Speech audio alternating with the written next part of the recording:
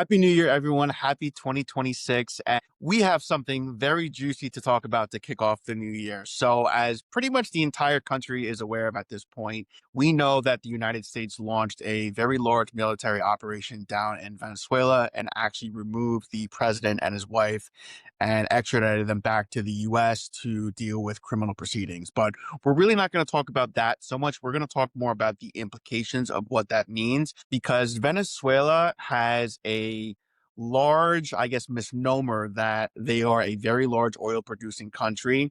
And we're going to talk a little bit about that. So, Venezuela is actually not even in the top 10 of countries that produce oil across the world. They produce only about 1% of the world's total oil.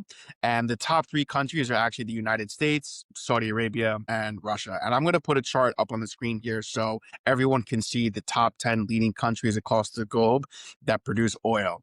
Now, Venezuela, however, is the largest country in the world with oil reserves. It accounts for about 17 to 18% of the country's total reserves. This is located mostly in the Orinoco Belt, which is in the roughly central part of the country. And for those of you that are curious to know where that is, I'm also going to put an image on the screen now showing where the Orinoco Belt is. It pretty much stretches right across the middle of the country.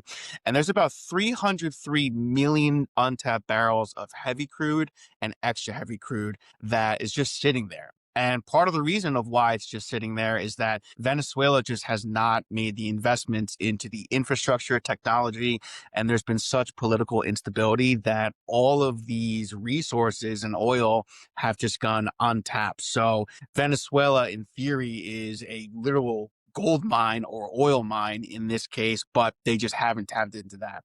Now, the implications of the US military removing the president are actually not as significant as most people might think. Venezuela actually exports about 50% of their goods to the United States. Most people tend to think that this is China, but China actually only accounts for about 10% of all Venezuelan exports. So the United States is the biggest importer of Venezuelan goods. So I think on the grand scheme of things and in terms of what's going to happen with oil supply and oil prices, we're not going to see too much of a hit. While it is a very attractive headline and it's very juicy news, right? There's a lot of conversation about it.